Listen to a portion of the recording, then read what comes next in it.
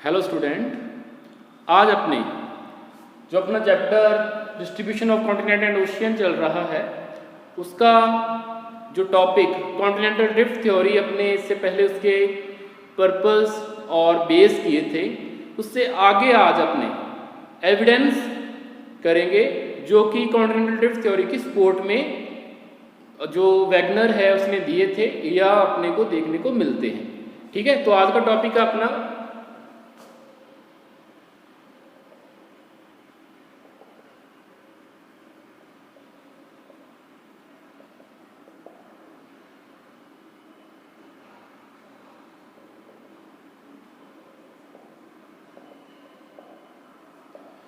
Evidences in the support of continental drift. तो इसमें सबसे पहले जो अपने कहते हैं कि जो पॉइंट आएगा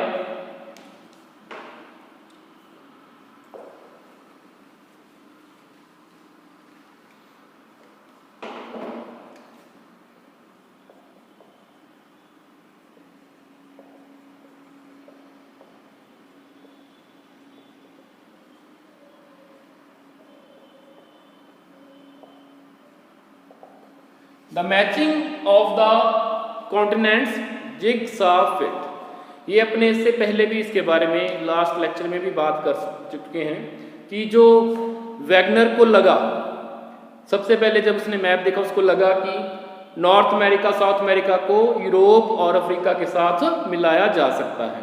ठीक है, उसी की अपने यहाँ पे बात कर रहे हैं। तो देखने से जैसे लगता ही है कि जो ब्राज़ील का ये बल्ज है बाहर है, इसे अपने अफ्रीका के साथ, अफ्रीका के जो अपने गिनी कोस्ट है, गिनी का बे है, वहाँ पे इसे मिला सकते हैं और नॉर्थ अमेरिका को यूरोप से मिला सकते हैं। ये सिर्फ कहने की ही बात नहीं है।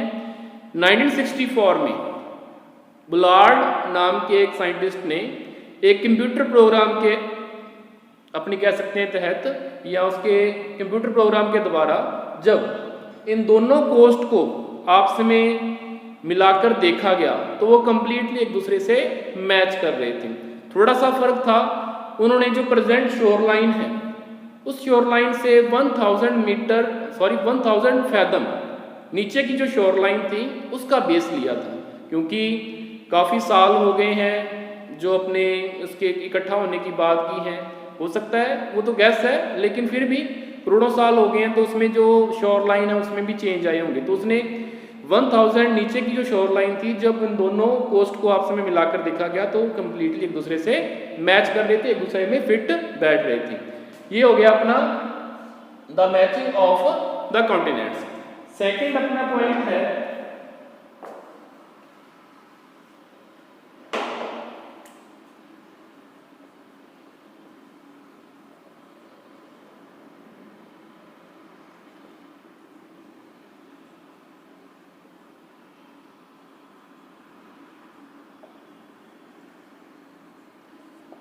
The rocks of same age across the oceans. ये अटलांटिक ओशियन है, नॉर्थ अमेरिका यूरोप में और साउथ अमेरिका अफ्रीका में।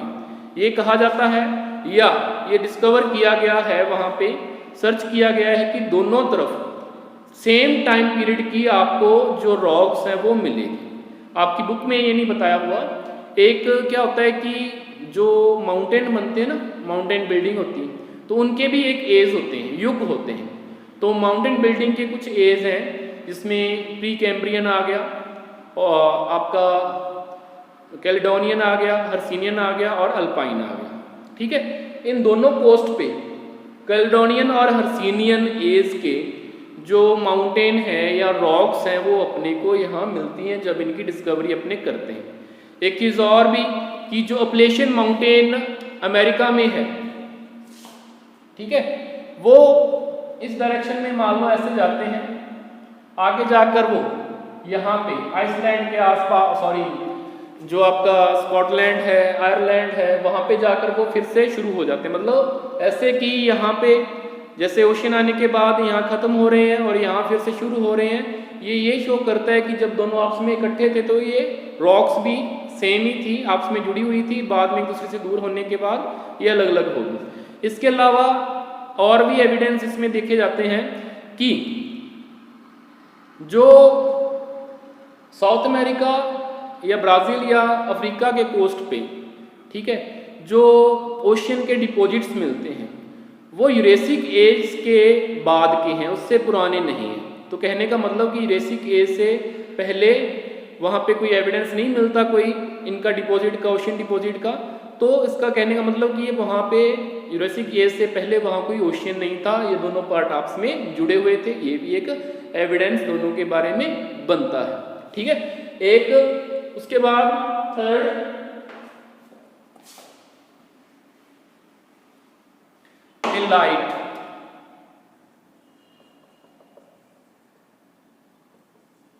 टिलाइट क्या होता है? ग्लेशियर डिपॉजिट्स होते हैं।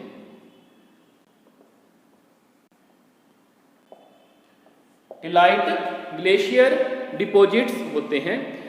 ये जो ग्लेशियर डिपॉजिट्स हैं, अपने पहले भी इसकी बात करके गए, बोल्डर्स की बात अपने की थी ना।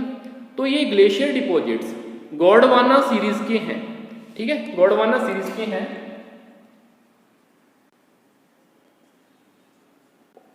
आज से लगभग 200 मिलियन साल पहले के हैं। तो ये गोंडवाना सीरीज के जो टिलाइट हैं या ग्लेशियर डिपॉजिट्स हैं, वो अपने को जो वर्ल्ड का मैप है उसमें 6 अलग अलग जो लैंड मास है वहां पे इनका डिस्ट्रीब्यूशन मिलता है। वो लैंड मास कौन कौन से हैं?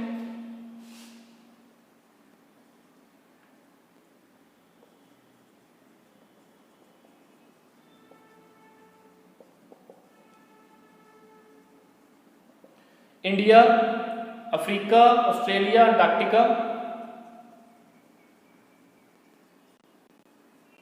मेडागास्कर,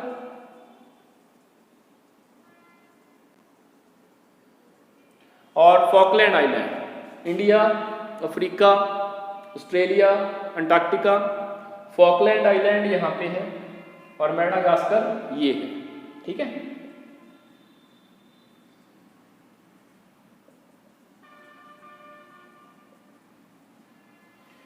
इन 6 लैंड मास के ऊपर गोंडवाना सीरीज का जो अपने कहते हैं कि प्लेसर डिपॉजिट्स हैं, उनकी रॉक्स की मोटी तहों के अंदर तक वो मिलते हैं।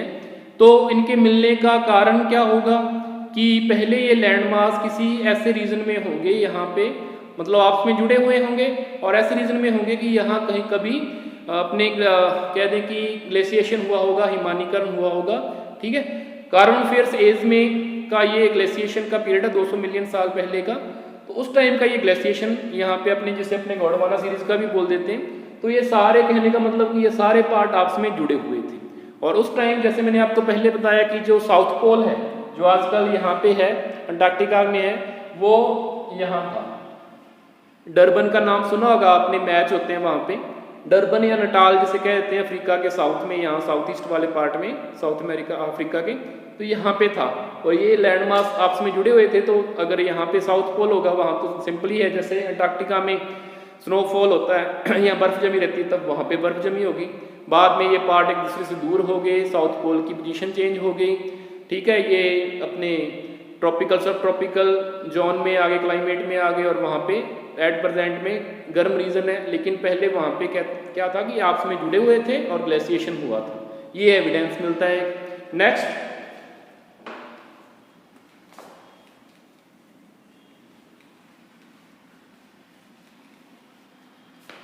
प्लेसर deposits.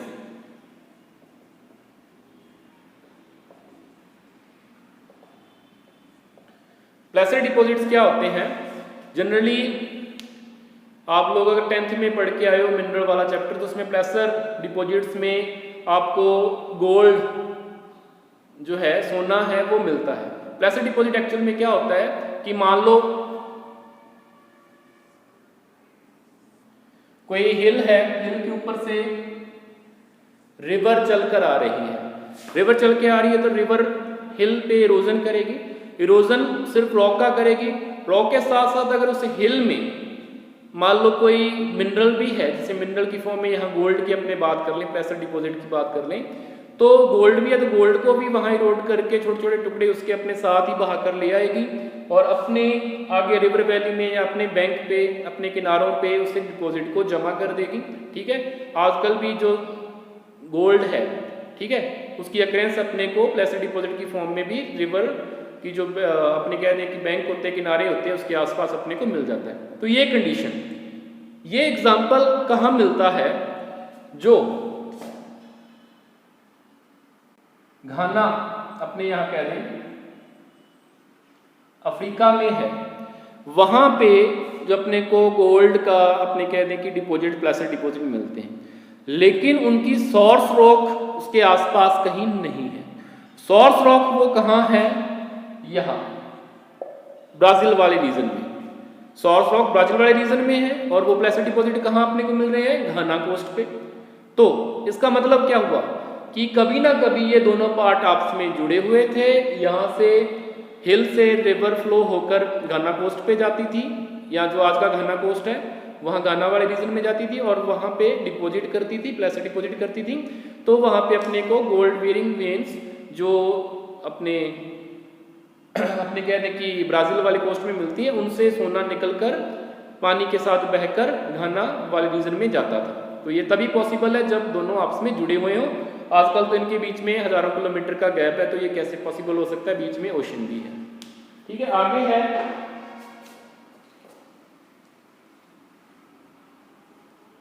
Distribution of fossils.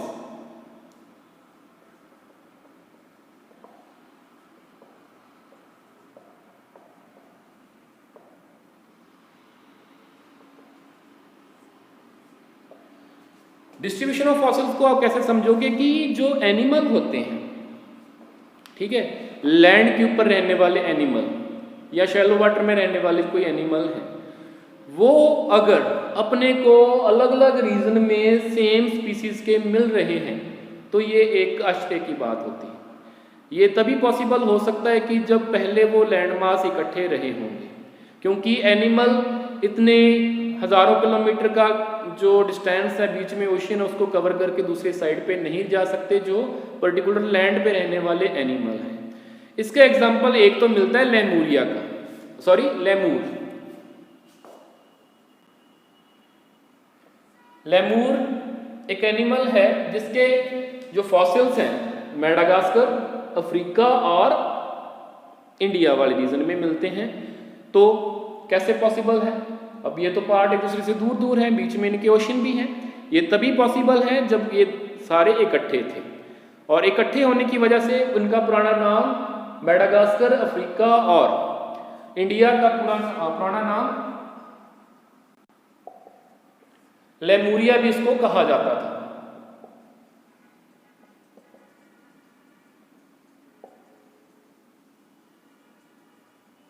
India, Africa और मेडागास्कर, इसको लेमूरिया कहा जाता था। एक और है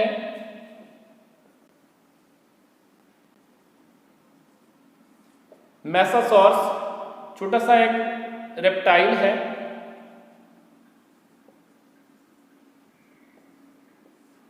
ठीक है। इस मेसासॉर्स का जो फॉसिल्स हैं वो रेयरली या वर्ल्ड में सिर्फ 2 ही इलाकों में मिलते हैं। उसमें एक तो है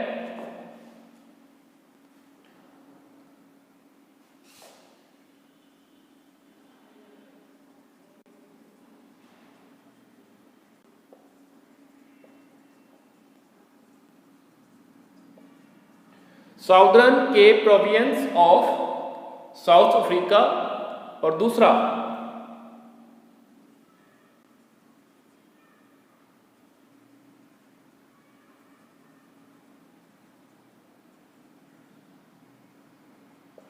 इरावर रॉक ग्रुप ऑफ ब्राजील, ये वाले पार्ट में, ठीक है।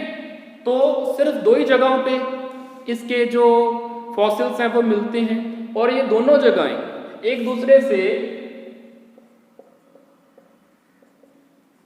4800 किलोमीटर दूर है। तो ये छोटा सा जो रेप्टाइल है, इतना बड़ा समुंदर, ओशियन, इतना बड़ा गैप पार करके दूसरी जगह पे कैसे जा सकता है? ये सिर्फ तभी पॉसिबल है जब दोनों पार्ट आपस में जुड़े हुए हैं। ठीक है, ये कुछ एविडेंस हो गए। एक एविडेंस और भी है एनिमल के बारे में ही, जो यहाँ आपकी बुक में बताया नहीं हुआ। वो क्या है, एक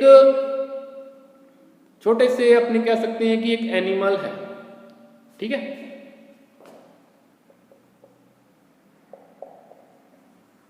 पेमिंग, ठीक है, वो मिलता है आपको यहाँ पे नॉर्वे, स्वीडन, फिनलैंड वाले रीजन में, ठीक है। वो क्या करते हैं कि जब उनका नंबर ज्यादा हो जाता है, सॉरी लेमिंग नहीं, लेमिंग, जब उनका नंबर ज्यादा हो जाता है तो वो वेस्ट की ओर मूव करते हैं। स्कैंडिनेविया में नॉर्वे, स्वीडन, फिनलैंड वाले रीजन में मिलते हैं। जब उनका नंबर ज्यादा हो जाता है तो पॉपुलेशन ज्यादा हो जाती है तो वो माइग्रेशन करते हैं वेस्ट की ओर, और एट प्रेजेंट भी उनका माइग्रेशन चालू है, ये जारी है। तो वो क्या करते हैं, जब माइग्रेशन करते हैं तो वो आगे आकर ओशन में डूबने लग जाते हैं। बायोलॉजिकल उनकी ये नेचर है, वो ऐसा इसलिए करते हैं कि पहले वो पार्ट ग्रीनलैंड से आपस में जुड़ा हुआ था, ग्रीनलैंड से और अमेरिका से आपस में जुड़ा हुआ था, ठीक है। मतलब जब वो तो मूवमेंट करते थे तो आगे लैंड मास ग्रीनलैंड का या अमेरिका का लैंड मास वहाँ पे आ जाता था और वहाँ पे माइग्रेशन वो कर जाते थे। उनकी जो नेचर है वो आज भी जारी है, ठीक है। लेकिन क्योंकि अब वहाँ पे लैंड मास नहीं है, इनका मूवमेंट हो गया वेस्ट साइड की और इस वजह से वो पानी में डूब जाते हैं। ये भी इसका एक एग्जाम्पल है कि पहले सारे कॉन्टिनेंट जो हैं वो आपस में जुड़े हुए थे। एक आज का last topic, force for drifting.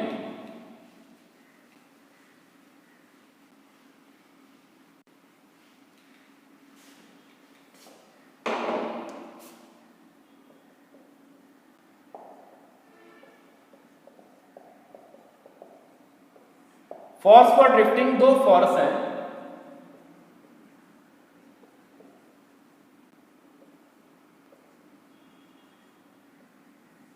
Polar fling force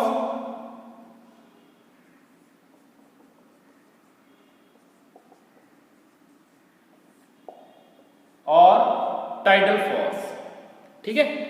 जो पोलर फ्लिंग फोर्स है, इस कहने का मतलब ध्रुवों से उड़ना, मतलब इसकी वजह से जो लैंड मास है, जो पोलर रीजन है उससे दूर हटे थे, इक्वेटर की ओर गए थे, ये वाला फोर्स। और टाइडल फोर्स की वजह से जो मूवमेंट हुआ है वो वेस्ट साइड हुआ था, ठीक है।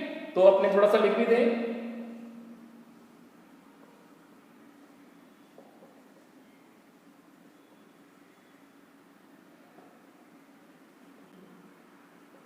continents move apart from poles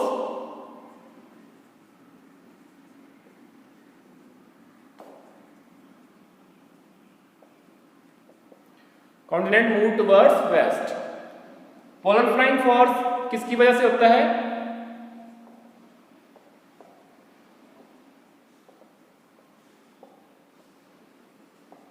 due to rotation of earth, और ये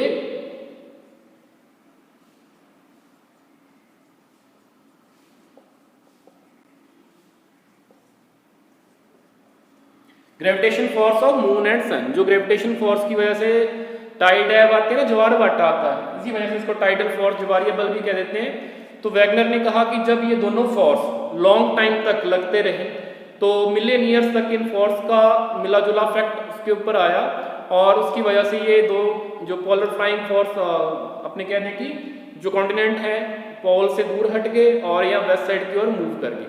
लेकिन जैसा कि आगे इसमें बताया हुआ है कि ये दोनों फोर्स हैं वो सफिशिएंट नहीं है कॉन्टिनेंटल ड्रिफ्ट के लिए, ठीक है। क्योंकि इतने से फोर्स पे कॉन्टिनेंट के इतने बड़े लेवल पे मूव कर जाना, डिस्प्लेस कर जाना पॉसिबल नहीं है। तो बाकी जितने भी साइंटिस्ट इसके बाद हैं तो उन्होंने फोर्स के बेस पे इस जो थ्योरी है उसको नकारा है, ठीक है। लेकिन फिर भी ये बात तो सही है कि जो कॉन्टिनेंट है उसका ड्रिफ्ट तो हुआ है। तो इस वजह से सबसे इंपॉर्टेंट थ्योरी आती है इसी बेस पे जो बात की, जैसे प्लेट टेक्टोनिक थ्योरी है जो आज एट प्रेजेंट में अपने मान्य है, सभी मानते हैं। उसमें भी ये मूवमेंट को माना गया है, डिस्प्लेसमेंट को माना गया है कॉन्टिनेंट के, लेकिन उसमें फोर्स एक अलग बताया हुआ है। फोर्स के बेस पे इसे निगलेक्ट किया गया, लेकिन जो इसका मेन कॉन्सेप्ट था, इसकी जो हाइपोथेसिस थी वो सही थी कि डिस्प्लेसमेंट ऑफ कॉन्टिनेंट वो हुआ है, जो इसकी डिस्प्लेसमेंट जो इनकी वैगनर महोदय की डिस्प्लेसमेंट थ्योरी थी वो सही है। तो ये आज के अपने एविडेंस और फोर्स वाला जो टॉपिक है ड्रिफ्टिंग, फोर्स फॉर ड्रिफ्टिंग वाला, वो आज कंप्लीट हो गया है। ठीक है, इसमें से आप लोगों को ना समझ में आया तो आप लोग पूछ सकते हो।